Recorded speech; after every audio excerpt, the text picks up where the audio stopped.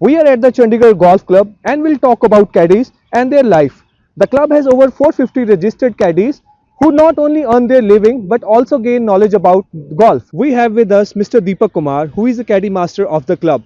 We will talk to him regarding the importance of caddies in golf and particularly in this club.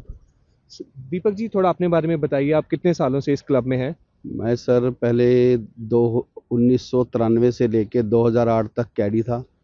तो 2008 में मैं यहाँ कैडी master बना जी, तब से मैं यहाँ पर कैडी मास्टर हूँ जी। और दीपक जी, कितने कैडीज टोटल यहाँ पे रजिस्टर्ड हैं और उनको क्या क्या बेनिफिट मिलते हैं, थोड़ा उनके बारे में बताइए। सर हमारे पास 466 कैडीज यहाँ पे रजिस्टर्ड हैं और उनको हम मेडिकल इंश्योरेंस देते हैं जी और डेथ इंश्योरेंस देते हैं जी। और बाकी हम समय समय पे उनको इस तरह की jacket, T shirt, caps, shoes काफ़ी कुछ प्रोवाइड करते हैं जी हर साल।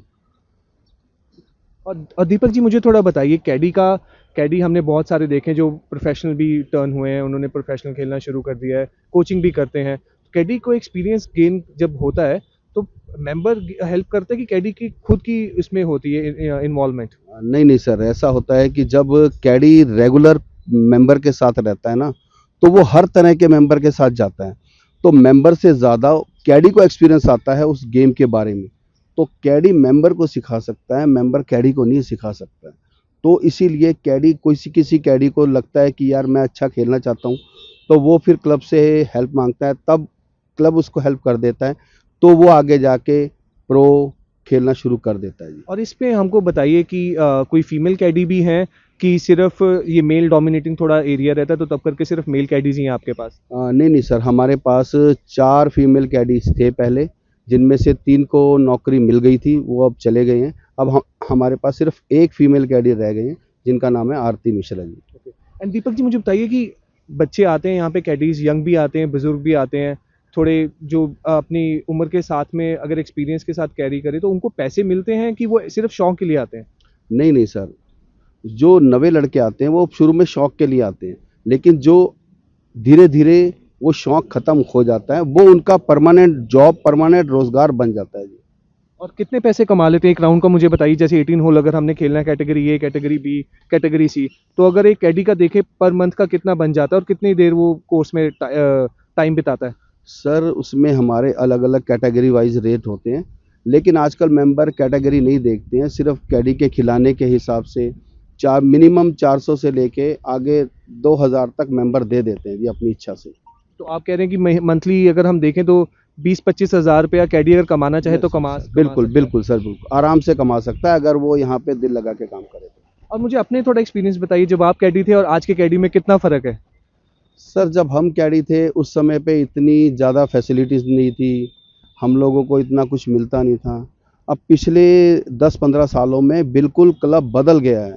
अब कैडियों को इतना ज़्यादा हेल्प किया जाता है, इतना ज़्यादा वो तैयार किया जाता है, यहाँ तक कि उनको प्रो खेलने के लिए क्लब आने जाने का खर्चा तक देता है। क्लब उनको यहाँ पे छोटे छोटे मैच करवा के इतने बड़े बड़े प्राइज़ देता है, बड़े बड़े क्लब प्रोवाइड करते हैं, महंगे से महंगे क्लब प्रोवाइड करते हैं।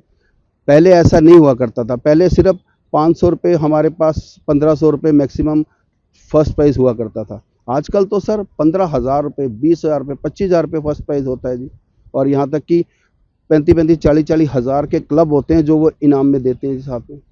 एंड दीपक जी, आपको इतने साल हो गए इस क्लब में, आपको क्या लगता है कि और हमको अगर कैडी को ग्रो करवाना है या फिर कैडी को फैसिलिटीज़ प्रोवाइड करनी है तो क्या क्या हो सकता है, एक अगर सजेशन हो क्लब के लिए तो?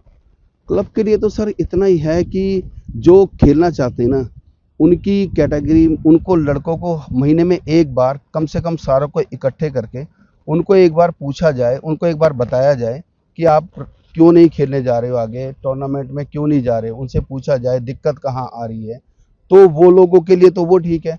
बाकी जो कैडी है वो उनके लिए तो इस समय बहुत अच्छा है, उनके लिए तो इस समय कुछ करवाने की ज़रूरत नहीं है सर। और एक दिन में कितने कैडीज क्लब में आपको देखा जाए तो क्लब में कितने कैडीज आते हैं और कितने यहाँ पे थोड़ा सीख के जाते हैं कुछ या अपनी सर्विसेज प्रोवाइड करते हैं? सर एक दिन में हमारे यहाँ पे 250 से कभी 250, कभी 350, कभी 400 और किसी किसी टाइम तो 450 तक कैडी आ जाते हैं एक दिन के अंदर। एवरेज हमारी मतलब 350 रहती है जी।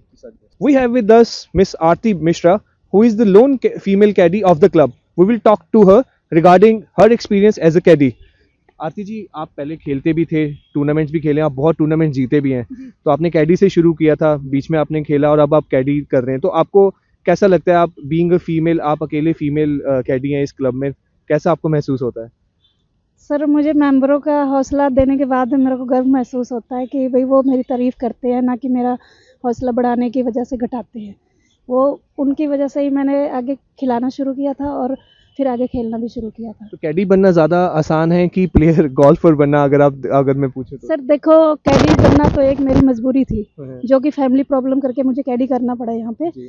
बट मेंबरों के सपोर्ट से मैंने खेलना स्टार्ट किया, तो खेलने में मेरा इंटरेस्ट ज़्यादा है। तो मेरे को थोड़ा बताएंगे कौन कौन से टूर्नामेंट आपने खेले हैं, कौन कौन से जीते हैं अभी रिसेंटली, अगर मैं बात करूं तो? सर मैं तो पंचकुला और डेराबस्सी प्लस यहाँ 5 नवंबर का कैप्टन अपना गवर्नर कप, ये ऐसे कई सारे टूर्नामेंट खेले हैं, 20-25 टूर्नामेंट। तो वो आरती सारे जी, जीते। तो आरती जी, आपका एक मैसेज क्या रहेगा अगर कोई फीमेल जैसे गोल्फर को बहुत वो शौक होता है बट वो आगे परस्यू नहीं कर पाते, तो आपका एक मैसेज क्या रहता है? आप क्या देना चाहेंगे आप? हम तो कहते हैं जिसकी इच्छा है वो अपना स्पोर्ट्स को आगे लेके अच्छे से आगे बढ़े। शुक्रिया Aarti ji. This is Dipankar Sharda with Ravi Kumar for the Tribune.